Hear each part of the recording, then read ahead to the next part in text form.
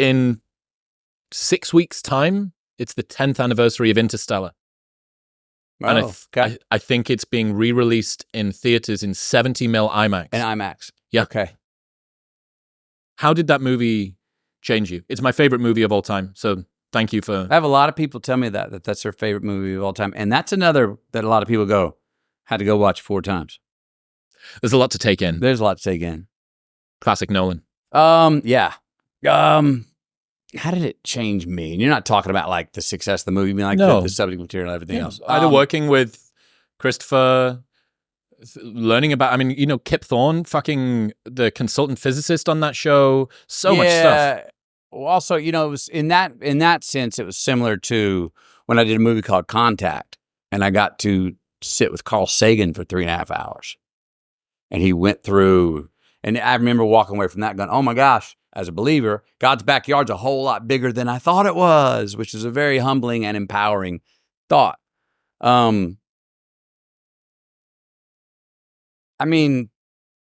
the main thing was, I think, on the human side of the real. Me personally, I was like, oh, you don't leave your kids to go do what your dream is. And then when I changed dream, what your dream is to go do what you were meant to do, what you were born to do, that you have an ability to do like nobody else. I was like, ooh, well, maybe you do leave your kid.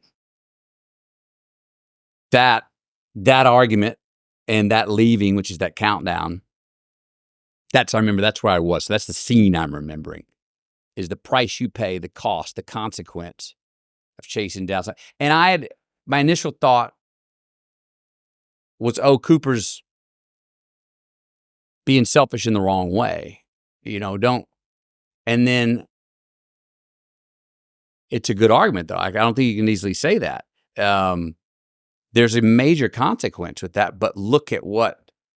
And I deal with it now. I got 3 kids doing my favorite job. What I think I find extreme and endless purpose in parenting. But I'm dabbling in different versions of leadership that have to do with the betterment, maybe, I hope, of more people. But it would become a consequence of being there and being present like I want to be for my 3 children and my wife as our family. I haven't found anything that I believe is worth that at the sacrifice of this yet. And my argument with myself there is the best exports we can have, if we do it well, is our children. No better export you can put out, no better extension of yourself, no better way to, affect, create legacy, the world, than hopefully having some healthy children that can go be independent enough and you taught them when they see the world in the right way and can chase down things that they love, and they hopefully love the right things. So contributing to anything in place of that is a net negative. Well, that'd be my argument at the sacrifice of fewer that I feel like, oh, that's my lineage. I've got it. I'm helping give them the palette to paint on, and I'm handing the right colors to them and letting them fall from the right heights to the right trees, to where they get bruised, but hopefully don't break a neck. You know what I mean? But it's a good argument, one that I understand on the other side, and I have friends that have sacrificed that. I have friends that have been very successful, even in the career of being an actor in Hollywood, and a successful actor in Hollywood. This brings me back to when we first had kids, before Camilla pulled the goalie to get pregnant. She goes, one condition: you go, we go. And my first reaction was, hey, I'm lone wolf artist here, man. I go off my Airstream with my dog. I'm a solo, coyote here, man. And while I'm saying that, I heard my mother's voice go, you better nod your head and say, she's giving you a gift. Say, yes, ma'am. And I did, yes, ma'am. And we've done that. I have a 16-year-old, a 14-year-old, and an 11-year-old. No doubt that has a major contribution to how to whatever strength our family is. And I think our family is very strong, and the security that my kids have and the courage that they have, that because we've never been away from each other that long. They picked up, came with. There's another side. I understand you got opportunities that can do great things. And I can share art or leadership in the world that, hey, I'm going to be away. And maybe there's an argument that could be better for your children later on, or maybe better for their children. But this is we were talking about that infinite regress of being mean to yourself, or it's emotions about emotions and stuff. Thinking about the decision that Cooper needs to make, and also the decision that you need to make,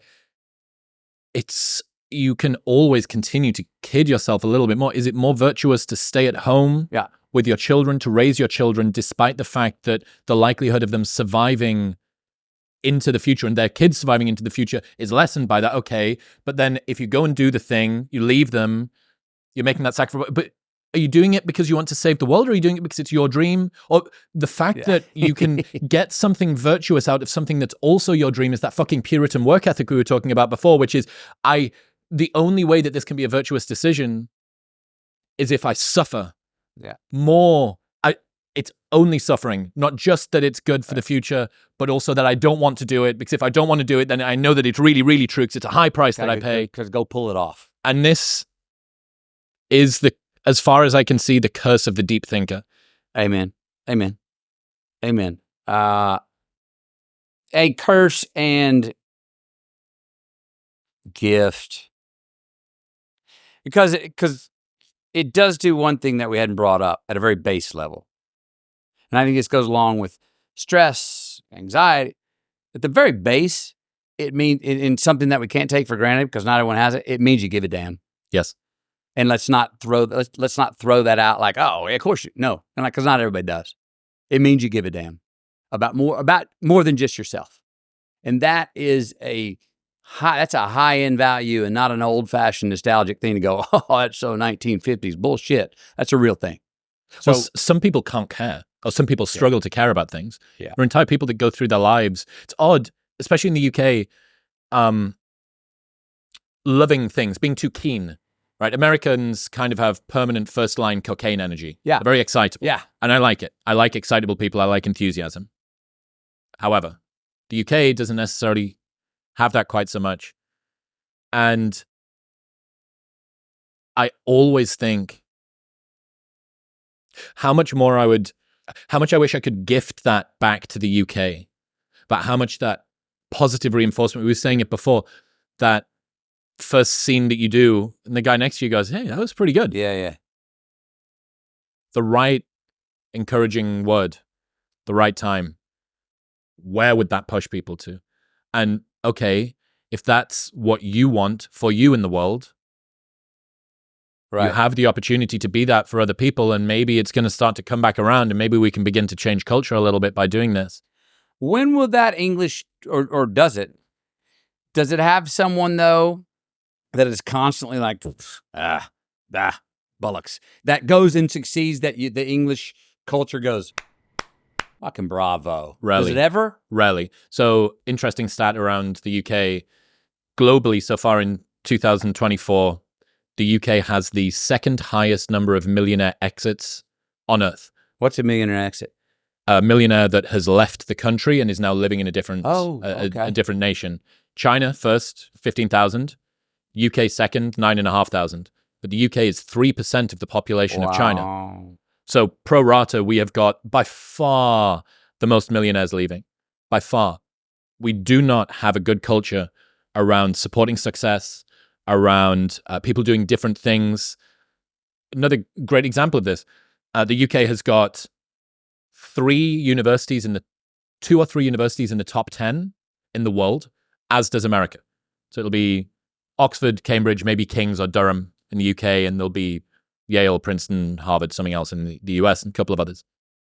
And we have 20% the number of startup founders, despite the fact that we have the same number of university graduates going from top flight universities. Why? Culture.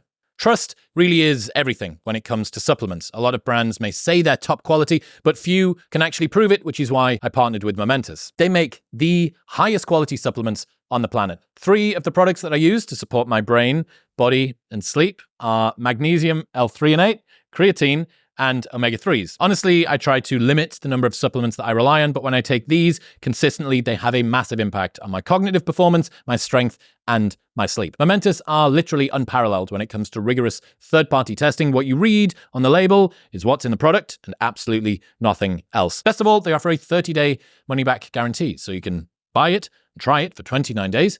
If you don't like it, they'll give you your money back. And they ship internationally. Right now, you can get exclusive early access to their Black Friday sale until November 25th. You can get 25% off this very stack, plus a free 5-night trial of their sleep packs by going to the link in the description below or heading to livemomentous.com/modernwisdom and using the code modernwisdom at checkout. That's livemomentous.com/modernwisdom and modern wisdom at checkout.